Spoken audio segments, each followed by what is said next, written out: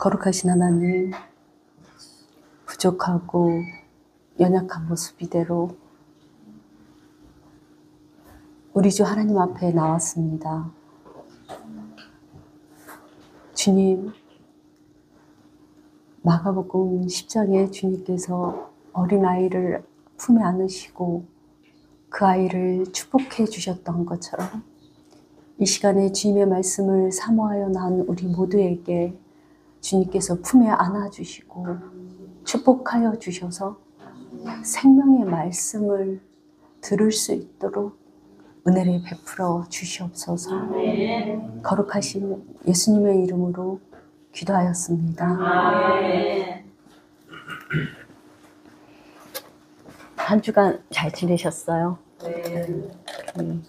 오늘 그 찬송가를 이렇게 불렀는데요. 찬양을 하게 됐는데 519장에 십자가를 줄 수 있나, 그 찬송가 가사가 참 은혜가 돼서 이 말씀을 준비하면서 그 받았던 그 은혜가 이 519장, 그 개역성경 519장 그 십자가를 줄 수 있나 3절 말씀, 제가 은혜 받은 내용이 가사로 기록되어 있어서 제가 다시 한번 그 읽어볼게요. 찬송가 가사를.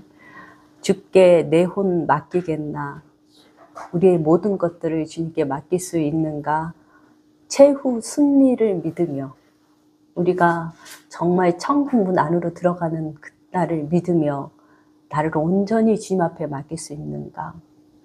걱정, 근심, 어두운 그늘, 우리가 육체를 떠나는 그날까지는 걱정도 근심도 어두운 그늘도 늘 있을 건데, 그래서 그것들이 너를 늘 둘러 덮을 텐데 우리의 심령 주의 것이니 당신의 형상 만드소서.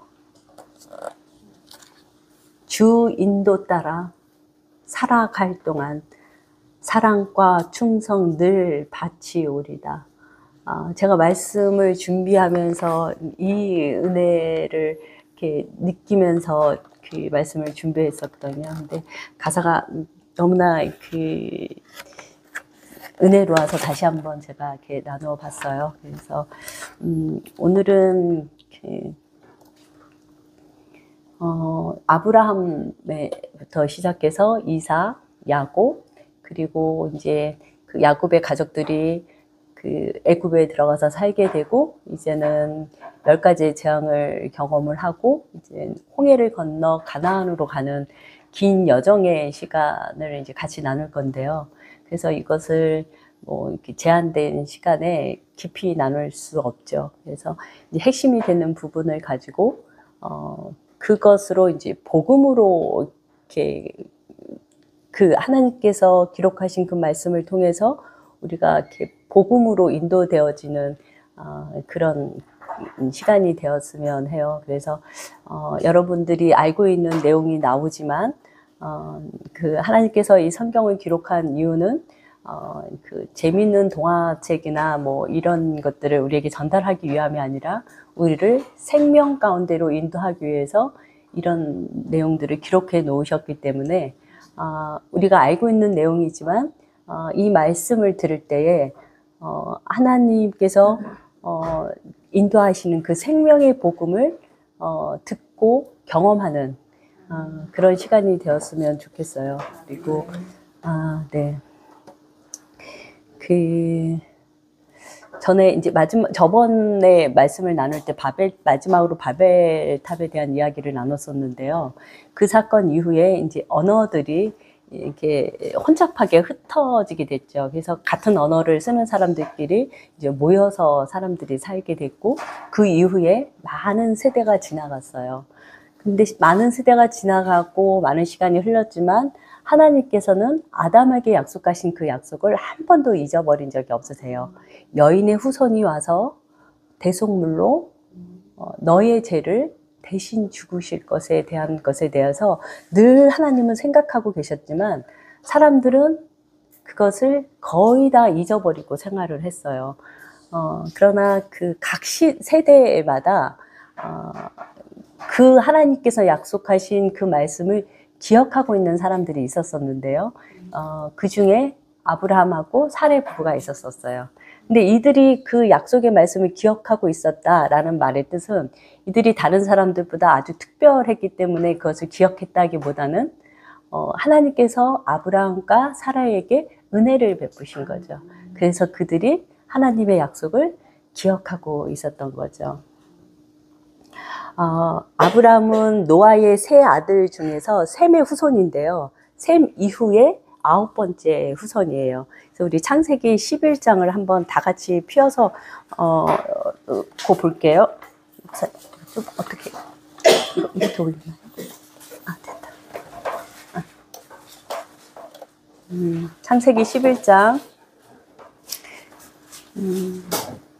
창세기 11장에 보면요.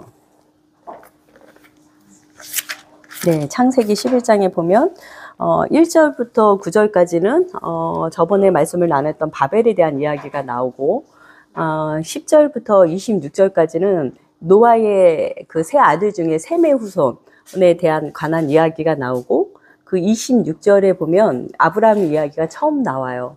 그래서 그 아브라함의 아버지인 그 데라가 그 데라의 가족, 그 후손들에 대한 얘기가 27절부터 32절의 말씀에 나오는데요. 31절에 보면 데라가 그 아들 아브라함과 하란의 아들 그 손자 롯과 그 자부 아브라함의 아내 사레를 데리고 갈대아 우르에서 떠나 가나안 땅으로 가고자 하더니 라는 말씀이 나와요. 그러나 우리가 사도행전 7장 2절에서 4절의 말씀을 보면 스데반이 순교당할 때 말씀하셨던 내용인데요. 그 2절에 보면 아브라함이 하란에 있기 전 메소포타미아에 있을 때에 영광의 하나님이 그에게 보여 3절에 내 고향과 친척을 떠나 내가 내게 보일 땅으로 가라 하시니.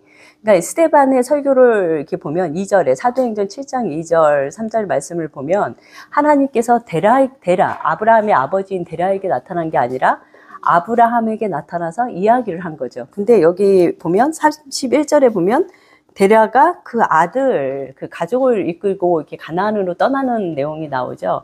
그러니까 아마도 하나님께서는 아브라함에게 나타나셔서 말씀을 하셨고, 아브라함은 아버지에게 이야기를 해서 이제 아버지가 그 가족의 가장 어른이시니까 그 사람을 중심으로 데라를 중심으로 해서 데라가 이끌고 가나안으로 가는 내용이 31절에 기록되어 있는 것 같아요. 그래서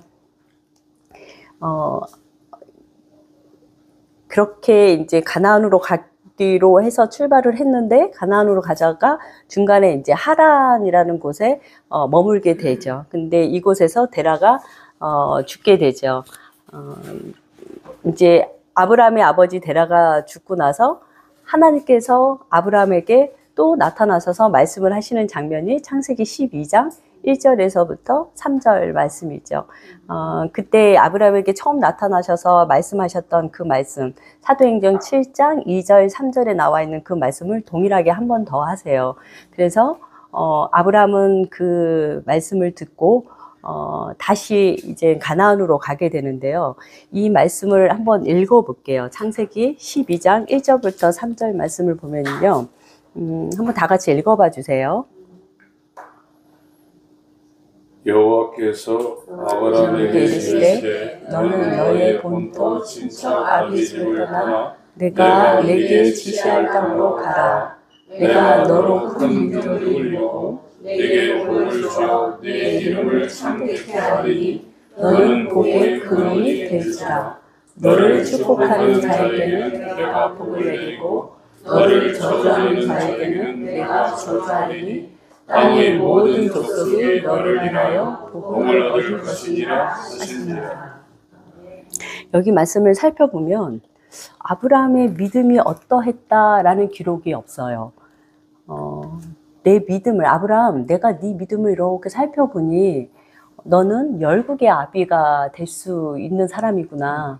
너는 믿음의 조상으로 내가 택해서 쓸만한 그런 그릇이구나. 너 괜찮은 믿음을 가졌구나 라는 기록이 전혀 없어요. 그래서 오히려 여호수아 24장 2절 말씀을 보면 어떤 말씀이 나오냐면요.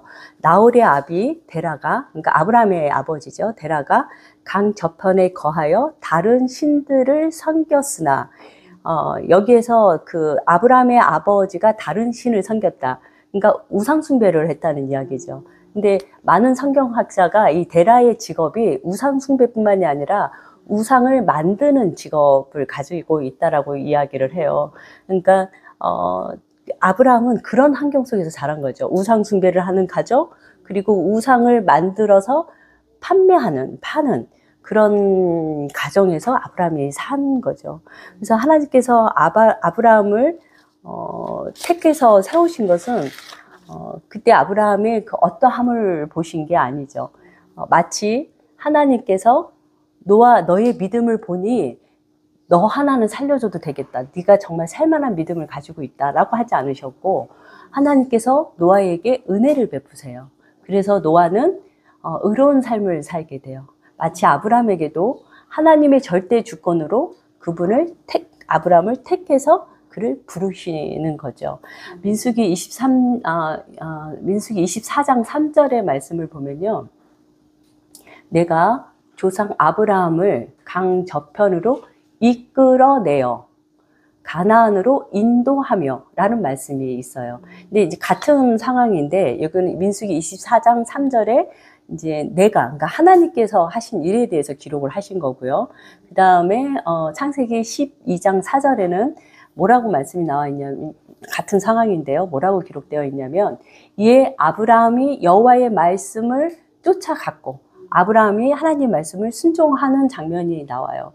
그래서 우리는 우리가 어떤 감동을 받고 은혜를 받으면 내가 하나님 앞에 순종해서 내가 그 길을 가고 뭔가를 하는 것 같고 주님을 위해서 뭔가를 하는 것 같잖아요. 우리 인간의 입장에서 보면 그러나 하나님께서는 그렇게 말씀하지 않으세요. 내가 이끌어냈고 내가 너를 인도한 거야.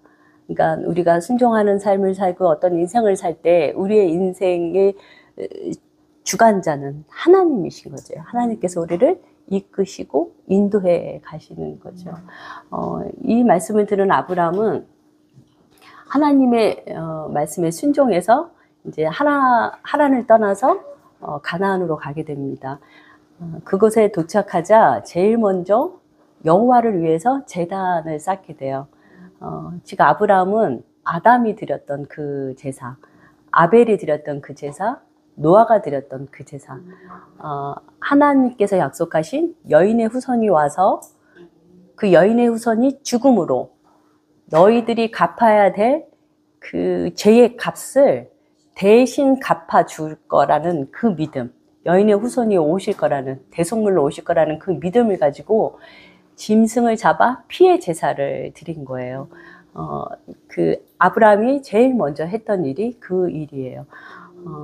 하나님은 아브라함에게 4가지 약속을 하시는데요. 아까 우리가 읽었던 말씀이에요. 창세기 12장 2절 3절 말씀인데요.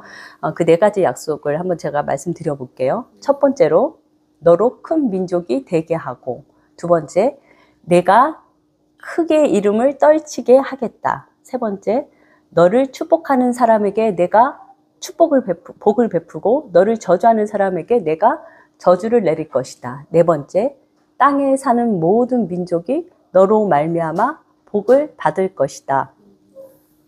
그 네 번째에 보면 땅에 사는 모든 민족이, 아브라함은 이스라엘의 아버지예요. 이스라엘의 조상이죠.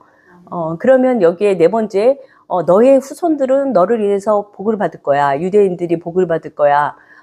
너의 자녀들이, 이스라엘의 백성들이 복을 받을 거야. 이렇게 기록이 되어 있어야 되는데 뭐라고 했냐면 모든 민족이 너로 말미암아 복을 받을 것이다 라는 말씀을 이때 이렇게 기록해 놓으셨어요. 유대인들뿐만이 아니라 모든 민족이 너로 인해서 복을 받을 것이다. 그러면 여기서 이 모든 민족이라는 의미는 우리 예전에 디모데전서 2장 4절에 모든 사람들이 구원받기를 원한다라고 말씀하셨을 때 세상에 있는 모든 사람들이 하나님께서 구원받기를 원하십니다라는 뜻이 아니라 유대인이나 헬라인이나, 그러니까 유대인뿐만이 아니라 이 세상에 살고 있는 사람들 중에 예수 믿는 사람입니다라는 말씀을 드렸잖아요. 그러니까 같은 의미인 거예요.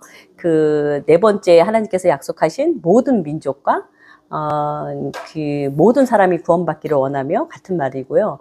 또 이제 때가 되면 이 아브라함이 하나님께서 아브라함으로 이름을 바꿔주시고 그리고 열국의 아비가 되게 하죠. 그러니까 여러 나라의 아버지가 되게 한다는 거죠. 그러니까 이것도 아까 말씀드린 거랑 다 같은 의미예요.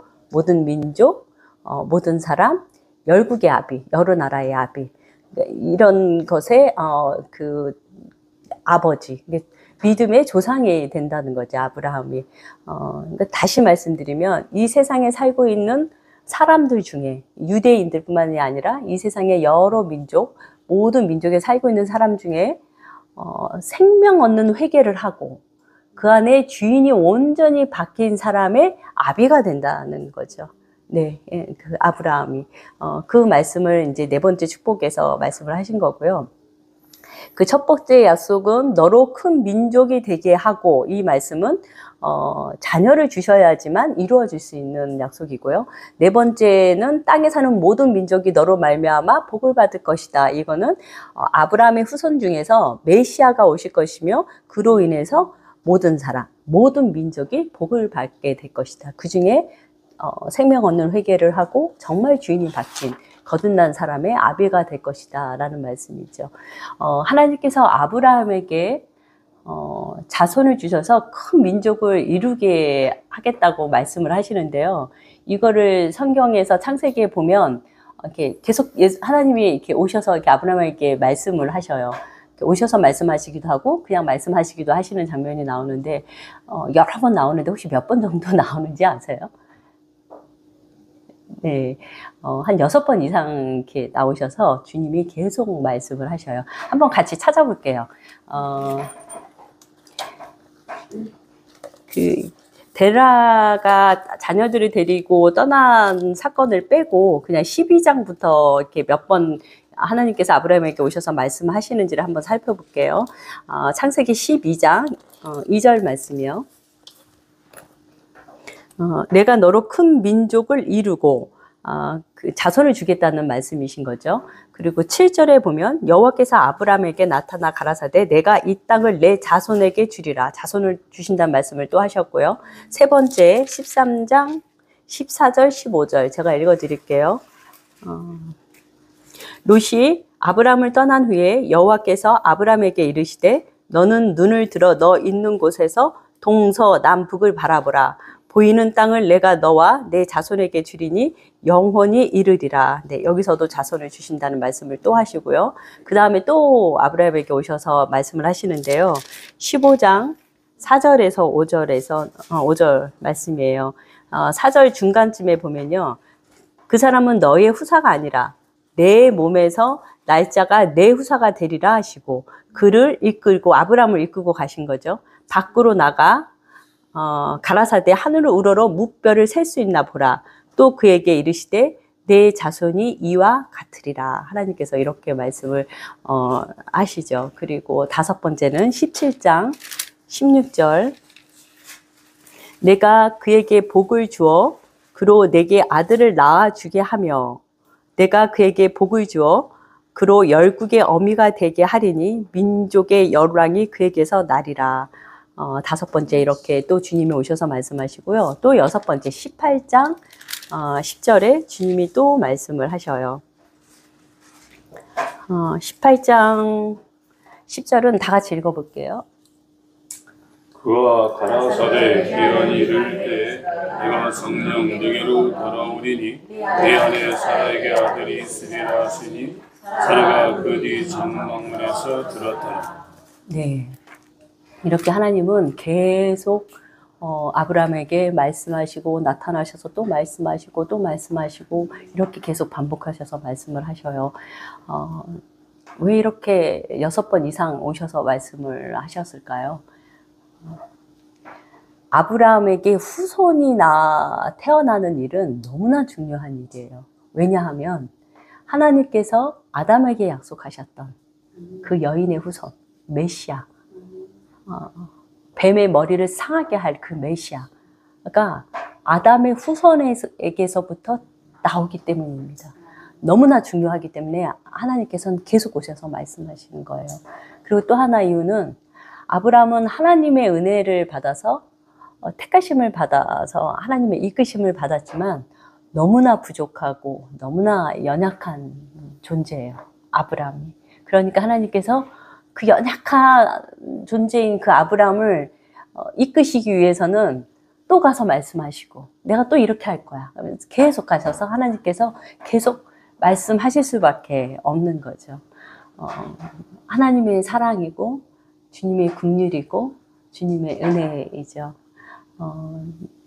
아브라함은 여러분들이 알고 있는 것처럼 아주 특별한 사람이 아니에요. 믿음의 조상이지만 연약한 질그릇 안에 있는 아주 연약한 존재예요. 이 아브라함은요, 하나님께서 가나안 땅으로 가라라고 창조주 하나님의 직접 음성을 듣고도 가나안으로 가는 길에 끝까지 가나안까지 가지 못하고 하란에 머물러요. 근데 그곳에서 이제 아버지가 죽자 하나님이 또 나타나셔서 또 이제 말씀을 하시죠. 그래서 아브라함이 또 이제 가족들을 이끌고 가나안에 가요. 그래서 가나안에 도착해서 정착을 하는데 기근이 들었어요. 아주 심각한 기근이 들어서 먹을 것이 없어지니까 다시 애굽으로 내려가요. 계속 불순종하는 모습을 보이죠. 그리고 또 아브라함은 어떤 모습을 보이냐면요. 너무나 유명한 사건인데 자기가 사랑하는 자기 아내가 너무 예쁜 거예요. 그래서 애굽 왕이랑 이제 그랄 왕이 보면 이제 탐을 내서 자기가 남편인 걸 알면 죽이고 아내를 데리고 가겠다라는 생각이 든 거죠. 그래서 아내한테 뭐라고 얘기했냐면 넌 내 아내라고 하지 말고 그냥 누이라고 해 라고 얘기를 했어요. 그러니까 여자 입장에서는 자기가 살겠다고 나를 다른 남자에게 주네 이렇게 된 거죠. 근데 그것도 한 번이 아니라 두 번씩이나. 여러분들은 그런 일을 당하면은 진짜 사내만에 이혼 한 해만에 이제 그런 일을 하죠. 근데 하나님께서 두 왕에게 나타나서 그 일을 행하지 못하도록 막으시죠. 아브라함이 너무나 하나님을 향해서도 연약한 믿음을 가지고 있지만 남편으로서 또 인간적인 그런 모습에서도 정말 연약한 모습을 보여요. 이뿐만 아니라 아브라함은 하나님의 계속 인도함을 받으면서 하나님을 믿었어요. 근데 그 믿음이 사실은 완전하거나 온전한 믿음이 아니었었어요. 하나님을 온전하지 않은 마음으로 하나님을 믿은 그 아브라함에게 연약하고 온전하지도 않고 언제든지 변할 수 있는 그 믿음인데도 불구하고 하나님께서 너는 의로워 라고 그냥 칭해버리신 거예요. 그랬던 아브라함이 의롭다는 하나님의 칭함을 받고 또 횃불 언약까지 했던 그 아브라함이 바로 어떤 죄를 지냐면요. 지금까지 지은 죄하고는 비교할 수 없는 가장 큰 죄를 지어요. 이스마엘을 낳게 돼요. 사라를 통해서 아들을 하나님께서 주시겠다고 그렇게 끊임없이 말씀을 하셨는데 그 말을 믿지 못하고 이스마엘을 낳게 되죠. 믿음의 조상인 이 아브라함이 얼마나 연약한 사람인지를 보게 돼요. 믿음의 조상이고 하나님을 직접 경험하고 만난 수없이 여러 번 만난 그 아브라함의 믿음의 상태가 이 정도라면 우리는 아브라함보다 더 좋은 믿음을 가질 수 있을까요?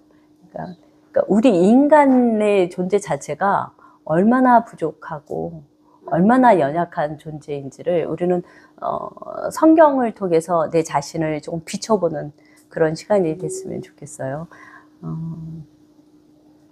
아까 말씀드린 것처럼 창세기 15장 6절의 말씀에 완전하지 않은 아브라함에게 의롭다고 하나님께서는 칭하시고 하나님께서는 그럼에도 불구하고 정말 연약한 모습을 계속 보였던 그 아브라함을 너는 진짜 도저히 안 되겠다. 내가 이렇게까지 했는데 그리고 네 아내를 네가 그렇게 했는데 내가 두 번씩이나 그렇게 구해주고 너는 이런 많은 것들을 경험하고 봤는데도 또 이스마엘을 낳아? 야, 너 진짜 안 되겠다. 넌 포기. 하나님이 그러지 않으셨어요. 너무나 놀라운 일이에요. 너는 도저히 안 되겠다. 내가 다른 사람을 택해서 써야 되겠다. 하나님은 그러지 않으시고 너무나 말도 안 되는 행위를 하는 이스마엘을 낳은 아브라함을 하나님께서는 버리지 않으시고 끝까지 그를 계속 이끌어 가셔요. 그래서 마침내는 하나님의 약속대로 창세기 21장 2절에 이삭이 태어나게 되죠. 이런 모든 것들을 경험한 이 아브라함은요, 그때서 온전한 믿음을 갖게 돼요. 여기서 우리가 조금 관심 있게 봐야 되는 건 뭐냐면요, 아브라함의 어떠함에 의해서 하나님께서 그를 끝까지 이끄신 것이 아닌 거예요. 하나님의 절대 주권으로 아브라함을 택하시고 그분의 절대 주권으로 그에게 긍휼을 베푸시고 은혜를 베푸시면서 끝까지 인도하셨다는 거죠. 우리에게도 그 은혜가 있어야 구원의 길로 가게 되는 거죠. 네,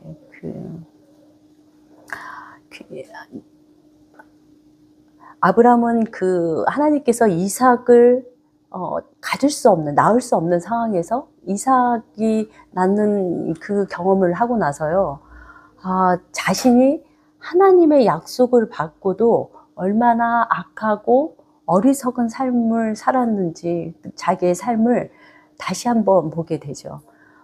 그래서 내가 진짜로 전적으로 타락한 존재이구나.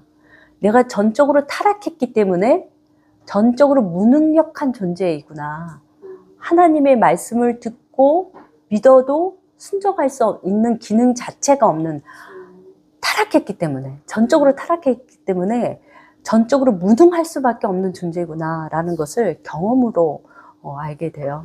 그래서 아브라함도 욥의 고백처럼 욥이 고백한 그 믿음을 소유하게 돼요. 욥기 42장 5절 말씀인데요. 내가 주께 대하여 귀로 듣기만 하였었더니 이제는 눈으로 주를 배웁니다 라는 그 욥의 고백의 그 믿음을 아브라함도 소유하게 돼요. 그래서 이 믿음을 소유한 아브라함을 하나님께서는 시험하시게 돼요.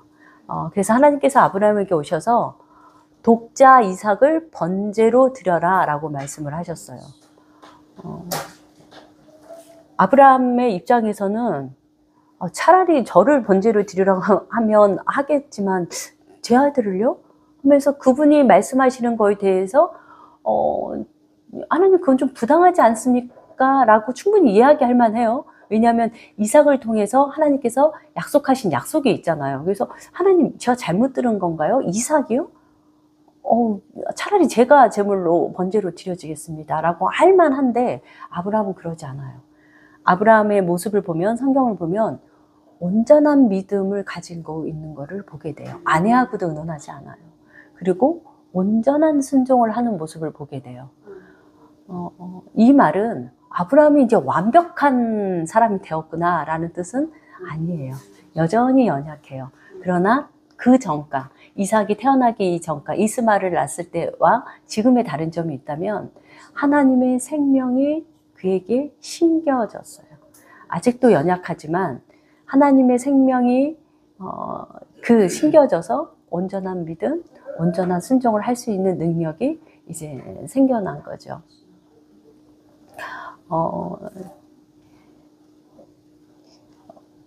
이 아브라함은 하나님의 신실하심을, 이삭을 주시는 그 과정 안에서 자기는 끊임없이 실수하고 믿음 없는 모습을 보였지만 이 길을 끝까지 인도하시는 하나님을 경험하면서 하나님의 신실하심을 눈으로 정말 직접 보게 됐어요.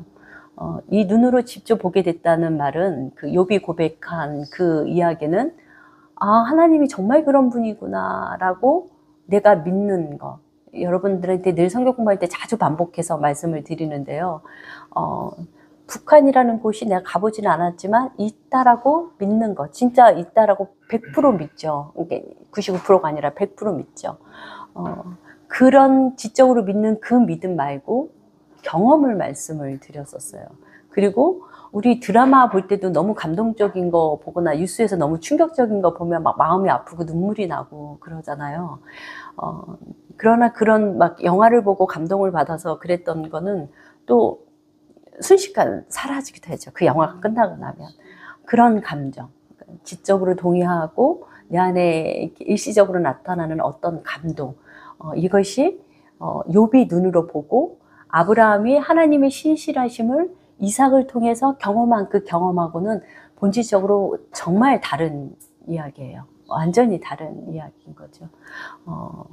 하나님은 온전한 그 믿는 믿음이, 하나님을 온전하게 믿는 그 믿음이, 아브라함에게는 하나가 되어진 거예요. 그러니까 예전에는 그냥 우리가 지적 동의 어떤 감동이라고 했다면 그냥 이렇게 겉돌고 있었다라고 한다면, 이젠 아브라함은, 그리고 욥이 고백했던 것처럼 눈으로 직접 보게 됐다는 그 말씀의 뜻은 하나님을 온전하게 믿는 믿음이 그냥 나와 하나가 됐어요. 이렇게 섞여져 버린 거죠.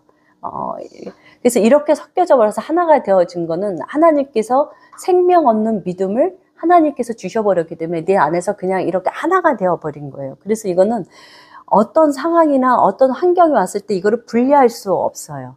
그러니까 정말 순교를 당해야 되는 어떤 고난, 아니면은 정말 그 막 엄청난 그 뭐 유혹이 내게 와도 하나님께서 심겨준 그 생명은 어떤 상황과 어떤 환경이 와도 이렇게 예전처럼 다시 나누어질 수가 없어요. 하나님, 창조주 하나님께서 심어주신 그 생명 얻는 그 믿음은 절대로 나눠질 수가 없어요. 그리고 그 믿음은 막 어떤 사건이 벌어지거나, 내가 실수로 정말 어마어마한 죄를 혹시 지었다 한다 할지라도, 그래서 하나님께서 내게 주신 그 생명 얻는 믿음에 내가 엄청난 혹시 죄를 지었다 하더라도 금이 가지 않아요.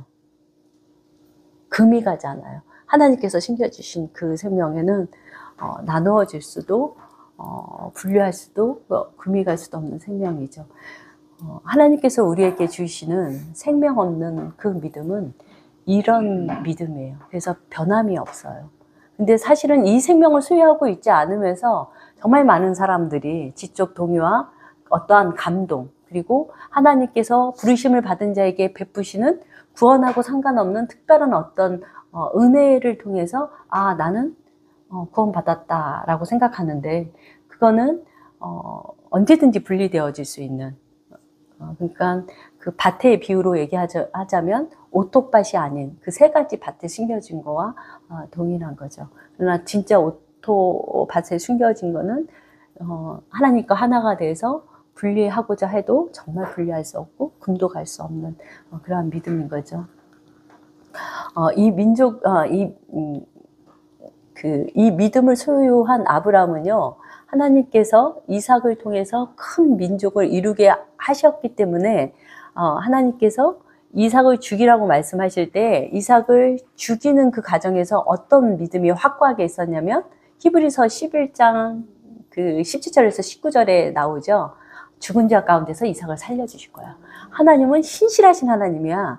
하나님은 한 번도 약속을 어긴 적이 없으셔. 그걸 경험한 거예요. 그래서 죽이라고 하셨으면 죽이는데, 하나님은 이삭을 통해서 하시겠다고 하셨으니까 죽은 자 가운데 살리시겠네 라는 믿음을 가지고 번제를 드린 거죠. 하나님께서는 이삭을 번제로 드려야 되는 그 제단에 칼로 찌르려고 하는 순간에 아브라함을 부르시면서 멈추라고 하시죠. 그리고 그 제단에 주님께서 미리 준비한 순양을 제물로 올려요. 만약에 그때 그 순양이 없었으면 이삭이 그 제단에서 죽었어야 되는 거죠. 그 순양, 예수 그리스도. 아브라함의 후손 중에서 이삭을 통해서 대소물이신 구원자가 오실 것을 아브라함은 온전하게 믿고 그 제사를 드리게 된 거죠. 그 아들 이삭의 이야기로 이제 넘어가 볼게요. 그 이삭에게는 두 아들이 있었어요. 여러분들이 잘 알고 있는 에서와 야곱이죠. 근데 이들은 쌍둥이였는데 태어날 때부터 서로 기질이 굉장히 달랐어요. 근데 이들은 기질만 달랐던 게 아니라 또 하나 너무나 다른 점이 하나 있었었는데, 형 에서는 장자의 신분을 하찮게 여겼어요. 그렇지만 동생 야곱은 장자의 신분을 너무너무 사모했어요. 근데 이 장자의 신분이라고 하면 많이 피곤하시죠? 그 장자의 신분이라고 하면은요, 그 아버지의 재산, 아버지께서 축복해 주신 그 축복을 많이 가져갈 수 있는 그런 특권이 있어요. 그렇지만 또 그거 말고도 구약 성경에서는 그 장자는 하나님의 처음 열매로서 하나님께서 거룩하게 구별하시고 또 하나님의 소유라는 의미가 있어요. 또 굉장히 중요한 의미가 또 하나 있는데요. 하나님의 나라를 상속받는 상징적인 의미가 있어요, 장자가. 근데 이것을 에서는 굉장히 하찮게 여겼고 야곱은 그거를 굉장히 사모했어요. 이 이야기가 그 에서와 야곱 이야기가 신약에도 나오는데요. 그 말씀이 좀 여러분들 다 아는 말씀이지만 중요한 말씀이라 한번 찾아서 읽어볼게요. 로마서 9장 11절, 13절이요.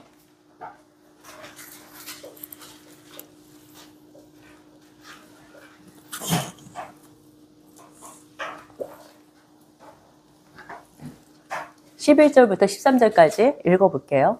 그 자식들이 아직 나지도 아니하고 무슨 선이나 악을 행하지 아니할 때에 택하심을 따라드는 하나님의 뜻이 행위로 말미암지 않고 오직 부르시는 이에게로 말미암아 서게 하려 하사 이브가에게 이르시되 큰 자가 어린 자를 섬기려 하셨나니 기록된 바 내가 야곱은 사랑하고 에서는 미워하였다 하심과 같으니라. 아멘. 네. 그 13절에 보면 내가 야곱은 사랑하고 에서는 미워하였다 하신과 같으니라. 하나님의 사랑을 받은 이 야곱은 잘못된 방법으로 아버지를 속이고 그 장자의 신분을 소유하게 되죠. 그리고 야곱은 계속해서 부족한 모습을 보이게 돼요. 그러나 절대 주권자이신 하나님을 야곱은 사랑하기로 결정을 하셨어요. 야곱이 태어나기 이전에. 그래서 그 하나님은 하나님의 그 선하신 뜻대로 본인이 그 창조주 하나님께서 결정하신 그 선하신 뜻대로 사랑하는 그 야곱을 생명의 길로 계속 이끌어 가셔요.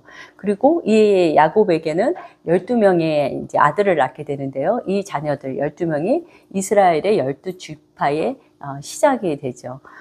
이 야곱이 이제 죽을 때쯤에 창세기 49장에 이제 아들을 한 사람 한 사람 이제 축복을 하는데 이제 유다를 축복할 때 이런 이제 예언을 하죠. 유다의 후손을 통해서 언약의 구원자가 오실 것을 예언하죠.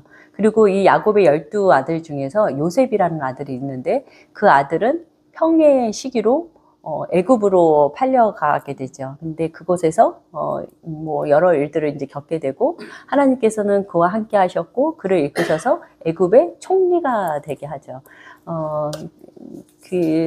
이제 그 가나안에 살고 있는 야곱의 그 가족들은 이제 그 요셉은 애굽으로 팔려가서 애굽에서 총리가 되었지만 나머지 가족들은 가나안에 살고 있었죠. 지금의 이스라엘 땅이죠. 그래서 살고 있었는데 거기에 기근이 너무 심하게 이제 든 거죠. 그래서 먹을 식량이 없으니까 요셉의 형들이 그 식량을 사러 애굽으로 갔다가 뭐 여러 일들을 이제 겪고 요셉을 만나게 되고 요셉이 이제 총리가 된 걸 알게 되죠. 그 일이 계기가 돼서 그 70명의 그 야곱의 가족들이 애굽에 와서 살게 되고 그래서 이제 정착해서 삶을 살게 되는데 이제 한 400년 정도 기간이 지나면서 70명이었던 그 야곱의 그 자손들이 그 애굽에서 큰 민족을 이루게 돼요. 근데 시간이 400년이 지났으니까 야곱을 좋아했던 그 왕은 이제 죽게 되고 야곱을 알지 못하는 이제 왕이 정치를 하게 됐죠. 근데 이스라엘 사람들이 막 이렇게 벙창하고 이렇게 큰 민족을 이루게 되니까 불안하고 이렇게 이업을 느낀 거예요, 이 왕이. 그래서 그 노예의 일을 굉장히 힘들게 일을 시켰고요. 그리고 이제 새로 태어나는 아이들 중에 사내 아이가 태어나면 죽여버려라, 이제 이런 명령을 내렸죠. 그러니까 삶이 너무 고통스럽고 힘드니까 이스라엘 민족들이 하나님 앞에 탄식하고 부르짖게 돼요. 하나님은 하나님의 때에 하나님의 일을 하시기 위해서 준비하시는 사람이 있었어요. 그 사람이 바로 모세이죠. 애굽 왕이 이스라엘 민족에게서 새로 태어난 아이들 중에 사내 아이들은 다 죽여라라고 하는 그때에 모세가 태어나요. 근데 하나님께서는 모세를 죽음 가운데서 구원해 주시고 그를 바로의 공주의 아들로 살게 하죠. 그리고 이제 이가 장성을 했는데 장성해서 자기의 사명을 이제 알게 됐죠. 그래서 이제 자기의 지혜와 자기의 그 권세와 그 능력으로 나가서 그 애굽 사람을 죽여버리죠. 그래서 이 일로 인해서 이 모세는 미디안으로 도망갈 수밖에 없는 상황이 벌어져서 미디안으로 도망가요. 이제 그곳에서 이제 결혼도 하고 양치는 일을 하게 돼서 오랫동안 그런 삶을 살아서 그 이전에 가지고 있었던 모든 것들을 다 이제 잃어버리고 이제 능력이 없는 무능력한 이제 노인이 됐어요. 그때쯤에 하나님께서 모세에게 나타나셔서 모세를 부르세요. 그리고 모세에게 어떤 사명을 주시냐면 학대당하는 이스라엘 민족을 애굽에서 인도해서 젖과 꿀이 흐르는 땅으로 이르게 하라고 이제 하나님께서 말씀을 하시고 이 사명을 받은 이 모세가 그러면 당신의 이름은 무엇입니까? 이제 이스라엘 민족이 물어보면 제가 뭐라고 이야기해야 됩니까? 라고 여쭤보니까 하나님께서 나는 스스로 있는 자다. 즉 피조물이 아니라 누가 나를 만들지 않았고 나는 그냥 스스로 있는 자야. 나는 나다. 라고 하나님께서 가르쳐 주셨어요. 그래서 모세와 아론은 그 주님께서 말씀하신 그 말씀을 이스라엘의 장로들과 백성들 앞에서 이제 이야기를 했고 이들은 그 말씀을 듣고 하나님을 경배하고 순종했어요. 그러나 애굽 왕 바로는 이스라엘 민족이 그 많은 사람들이 임금을 받지 않고 돈을 받지 않고 그 많은 일들을 해줬는데 그 사람들이 싹 빠져나가면 경제적으로 굉장히 큰 타격을 받게 되는 거죠. 그래서 애굽 왕은 이스라엘 민족이 나가는 것을 애굽을 떠나는 것을 허락하지 않게 돼요. 그래서 하나님께서는 애굽의 신들을 사용해서 태양, 강, 뱀, 개구리, 기타 이런 것들을 통해서 재앙을 내리게 되죠. 그래서 그 9가지 재앙을 제가 빠르게 이제 말씀을 드려보면 물이 피로 변하는 거, 그리고 개구리, 티끌, 파리, 생축의 죽음, 독종, 우박, 메뚜기, 흑암 이렇게 9가지의 재앙을 내리게 되죠. 이거는 출애굽기 7장부터 이제 시간 되실 때 한번 읽어보시면 자세하게 이야기 나오니까 읽어보시고요. 그 마지막 10번째 재앙을 그 하나님께서 모세와 이제 아론에게 이제 말씀을 하시는 장면이 출애굽기 11장 4절에서 20절까지 말씀이 나와요. 모세가 바로에게 주 하나님의 말씀을 전했지만 바로는 그 출애굽기 11장 10절에 뭐라고 이야기하냐면요. 여호와께서 바로의 마음을 강팍하게 하셨으므로 라는 말씀이 나와요. 보내지 않는데 왜 보내지 않았냐면 여호와께서 바로의 마음을 강팍하게 하셨으므로 라는 말씀이 나와요. 물론 하나님은 절대 주권자이세요. 우리의 마음을 주관하세요. 근데 그 주관한다는 그 의미가 오해하지 마셔야 되는데 그럼 바로는 원래는 굉장히 선하고 강팍하지 않은 사람인데 그리고 이들을 보내주고 싶은 마음이 가득했었는데 하나님께서 보내지 못하게 하려고 이 사람의 마음을 만드셔서 강팍하게 하셨다라는 뜻은 아니에요. 바로 왕은 원래 강팍했었는데 하나님께서 강팍한 사람이 강팍한 행동을 하도록 그냥 두셨다는 의미예요. 선한 사람을 강팍하게 하셨다는 말이 아니라 원래 강팍했던 사람이 강팍한 행동을 하는 것을 절대 주권자가 그냥 그 일을 하도록 내버려 둔 거예요. 하나님께서 그 일을 하지 말아야 된다는 절대 주권자가 생각이 들면 욥에서 보면 사탄이 욥에게 뭔가를 하려고 할 때 하나님께서 여기까지만 하고 여기는 하지 마 라고 라인을 그려줘요. 하나님이 절대 주권자이신 거죠.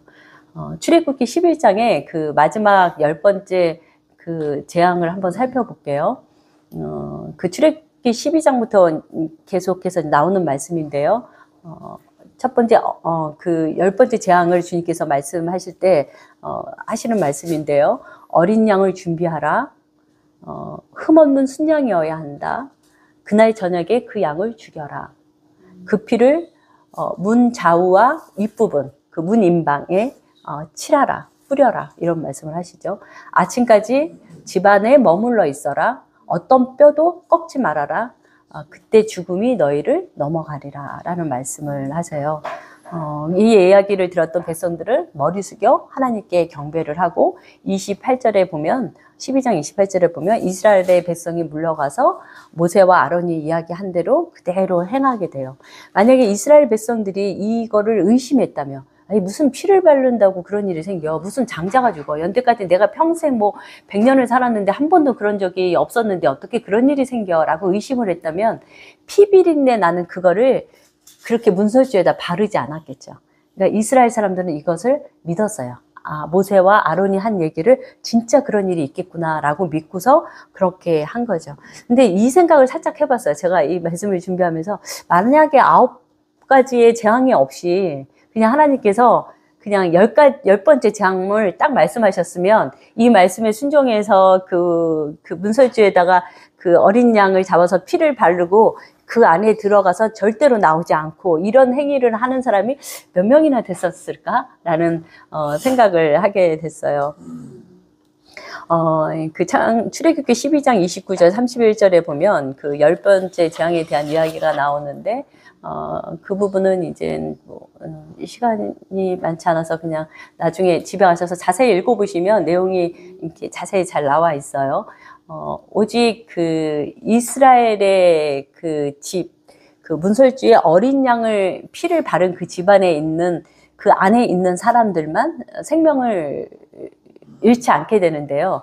그 안에 이스라엘의 민족 말고 이방인들도 들어갔어요. 근데 왜냐면 그 애굽에는 애굽 사람도 살고 있었고 이스라엘 사람들도 살고 있었고 또 다른 나라에서 온 사람들도 살고 있었는데 이 9가지 재앙을 보니 창조주 하나님이 진짜 계시는구나 라는 걸 안 거예요. 이방인들도. 유대인들이 아닌 이방인들도 그걸 안 거예요. 근데 10번째 재앙이 있다는 거예요. 그래서 그 사람들이 그 어린 양의 피를 칠한 그 집 안으로 다 들어간 거예요. 근데 그 사람들은 목숨을 잃지 않았어요. 네. 유대인들이 아닌, 이스라엘 백성이 아닌 사람들도 구원을 받게 되죠. 그 밤에 이스라엘 백성들의 장자들도 사실은 죽어야 마땅했어요. 죽어야 마땅했는데, 그날 그들이 장자가 죽어야 되는 그 죽음을 대신 어린 양이 죽었어요. 그렇죠. 아벨이 죽어야 되는데, 아벨이 가지고 온 희생 제물이 대신 죽었어요. 그리고 이삭이 그 제단에서 죽었어야 되는데 하나님께서 준비하신 순양이 대신 죽었어요. 그 믿음, 대속물로 오시는 예수 그리스도를 믿는 그 믿음이 이들 안에 있었던 거죠. 그리고 그날 밤에 진짜로 처음 태어난 그 사람의 그 자녀이든 동물이든 처음 태어난 것들은 그 피를 칠하지 않은 곳에 있는 모든 것들은 다 죽게 되죠. 그래서 그 바로 왕은 그 아론과 모세를 불러서 이제 다 나가라고 이야기를 하고 그 밤에 이제 급하게 준비를 해서 나오게 되죠. 그게 430년 만에 그 야곱의 그 자녀들이 그 가족 70명이 들어간 지 430년 만에 나오게 됐고 이렇게 이스라엘 백성은 파라오의 그 억압과 고통으로부터 구원을 받게 돼요. 그래서 하나님께서는 이 약속을 창세기 15장 13절에서 14절에 하나님께서 아브라함에게 약속하신 약속, 그들이 400년 동안 내 자손을 괴롭힐 거고 그 후에 내 자손들이 큰 재물을 이끌고 나오리라. 그냥 나오리라 이렇게 얘기 안 하시고 자세히 얘기하셔요. 큰 재물을 가지고 나올 거다. 근데 이 말씀대로 정말 큰 재물을 가지고 애굽에서 나오게 돼요. 하나님은 하나님의 때에 약속을 지키시는 신실하신 하나님이세요. 아브라함과 이삭, 야곱, 모세를 보면 이들이 참으로 연약한 사람이구나라는 것들을 우리가 성경을 보면 알 수 있는데요. 그럼에도 불구하고 하나님께서는 막 뒤에 이거를 이렇게 뿌듯해 하세요. 나는 아브라함의 하나님, 이삭의 하나님, 야곱의 하나님이야. 뒤에 뿌듯해 하세요. 그분의 사랑으로 이들을 이끄시고, 그리고 하나님께서 뿌듯해 하세요. 하나님은 그러신 하나님이세요. 그분께서 은혜를 베푸시고 이끄시려고 마음을 정하신 그 사람들은 하나님께서 끝까지 이끌어 가시죠. 우리가 구원받는 것도 우리의 어떠함이 아니라 하나님께서 우리를 끝까지 이끌어 가시는 때에 하나님의 전적인 그 은혜 안에서 구원 안으로 들어가게 되는 거죠. 근데 정말 중요한 얘기, 오늘 성경 공부 지금 했던 것 중에서 정말 중요한 이제 핵심을 말씀을 드리는데요.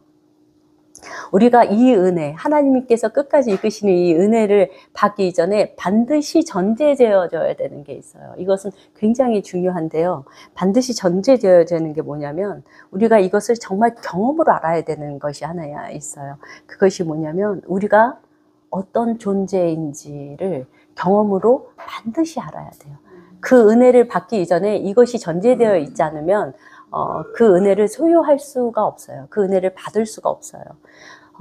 제가 이제 상담을 하거나 영적인 교제를 이렇게 나누다 보면 사람들은 특히 열심히 신앙생활을 하시는 분일수록 더 그러신 것 같아요. 자신의 죄성에 대해서 굉장히 과소평가를 하고 계세요.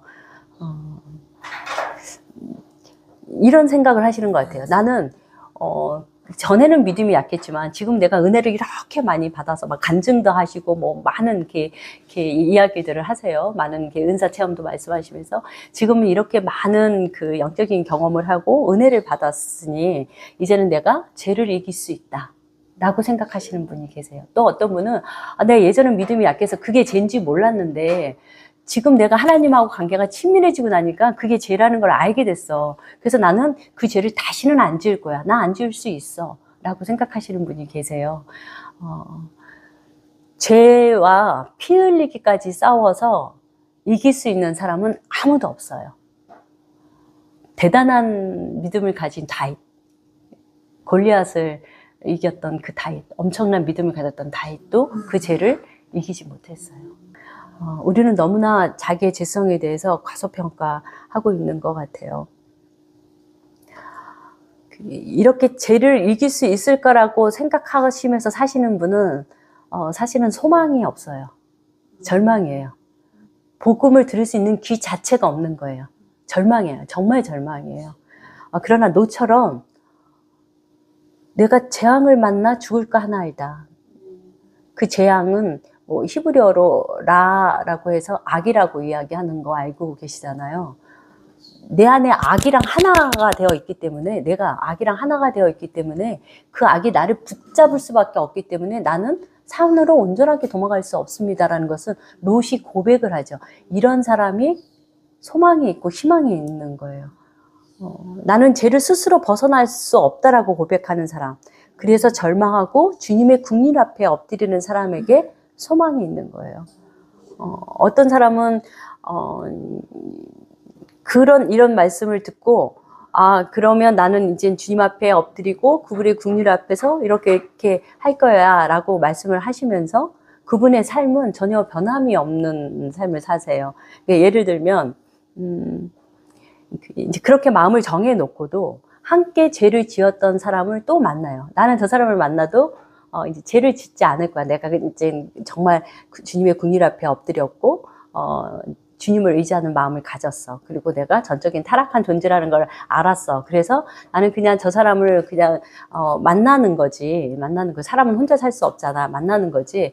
내가 죄를 짓는 거는 아니야. 라고 하면서 예전에 함께 죄를 지었던 사람들을 만나요. 그리고 함께 죄를 지었던 비슷한 장소에 가요. 그리고 나는 내 의지로 그곳에 가지만 그 죄를 지지 않을 수 있어 라고 생각하는 사람이 있어요. 이런 사람은 정말 절망입니다. 복음을 듣고도 그곳에서 떠나지 않았으니까. 전에 함께 죄를 지었던 사람과 함께 있고 죄를 지었던 그 모임에 또 가는 사람들은요, 어떠한 변명을 하시든 회개한 적이 없는 사람이고요. 자기 스스로 자기 자신을 속이고 있는 거예요. 이런 사람의 끝은 뭐가 준비되어 있냐면요, 불타는 지옥이 준비되어 있어요. 이 사람은요, 세상의 즐거움을 버린 적이 없어요. 그리고 세상을 사랑하는 사람이에요. 한두 번은 그곳에 가서 죄를 안 지으려고 애써서 안 할 수는 있겠죠. 근데 그거는 불가능해요. 정말 제가 그곳을 정말 떠나지 않는다면, 나는 그곳에 가면 죄를 지을 수밖에 없는 사람이라는 고백을 지금 하지 않으면 그 사람은 지옥에 가서 고백할 거예요. 진짜 나는 죄를 지을 수밖에 없는 존재이구나 라는 것을 지금 고백하지 않으면 지옥 불 속에 들어가서 고백을 하게 될 거예요. 우리는 태어날 때부터 우리의 뿌리가 사탄에게 바뀌어져 있어서 하나가 되어져 있어요. 분리할 수도 없고 끊을 수도 없게 그냥 사탄하고 하나가 되어져 있기 때문에 생명 얻는 어떤 행위를 하거나 죄를 이길 수 있는 능력 자체가 전혀 없어요. 이 안에서 자라나는 건 다 사망이고 죄고 절망적인 것만 자라나요. 그게 가지든 잎이든 열매든 다. 그래서 내 의지로 그 잎을 몇 개 딴다고 해서 열매를 몇 개 딴다고 해서 이 뿌리가 뽑히지는 않아요. 또 다른 열매를 맺을 거고 또 더 많은 잎을 맺을 거예요. 그래서 내가 이런 존재라는 것을 인지하는 것이 가장 중요해요. 이것을 인지하지 않으면 하나님의 이끄심을 받을 수도 없고 생명의 길로 갈 수도 없어요. 그러니까 마치 고등어가 물속에서 살면서 나는 내가 의지를 이렇게 강하게 하면 세상에서도 내가 이렇게 막 이렇게 물속에서 이렇게 열심히 연습하고 하면 나는 땅 위에서도 살 수 있을 거야 라고 생각하고 만약에 땅 밖으로 나온다면 그 고등어가 바로 죽어버리는 것처럼 제가 이 말씀을 드리는 거는 그냥 물속에서 사는 것이 좋은 겁니다라는 말씀을 하고자 하는 게 아니라 기능이 없다는 거죠. 그러니까 고등어가 땅 위에서 살 수 있는 기능이 없는 것처럼 우리에게는 죄를 짓지 않을 수 있는 기능 자체가 아예 무능력한 존재인 거예요. 아브라함도 모세도 희망이 없을 때 전적으로 타락해서 전적으로 무능력한 상태인 것을 깨달았을 때 하나님께서 그들을 통해서 하나님의 일을 시작하셨어요. 우리가 주님 앞에 나아가기 위해서 그분의 이끄심을 받기 위해서 복음을 들으려면 우리가 먼저 전제되어져야 될 것은 내가 정말 사탄하고 하나 되어진 전적으로 타락한 존재. 전적으로 타락했기 때문에 나는 전적으로 무능할 수밖에 없어요. 죄를 지을 수밖에 없고 선을 행할 수가 없고 이런 전적으로 무능력한 존재인 것을 먼저 내가 깨달아 알아야 돼요. 그래서 우리가 성경을 읽을 때 아브람도 이렇게 살았구나. 노아도 이렇게 살았구나.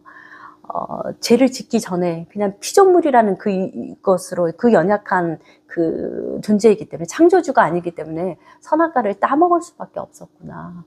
정말 주님의 긍휼하심 앞에 납작이 엎드리는 그런 마음의 상태.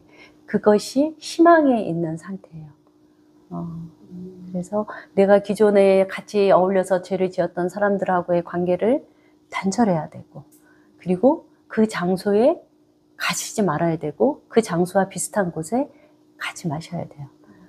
자신의 죄성을 과소평가하지 마세요. 아무도 자기 의지로 죄와 싸워서 이길 수 있는 사람은 아무도 없어요. 이 시간 제가 기도하고 마칠게요.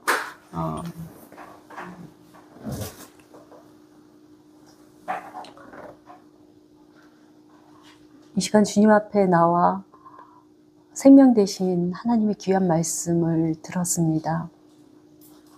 하나님, 우리가 이 말씀을 듣고 머리로 이해가 됐고 마음으로 감동이 되어졌는데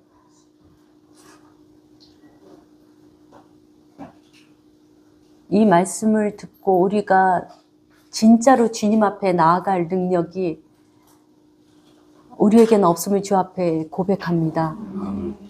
하나님, 우리는 정말로 비참한 존재이고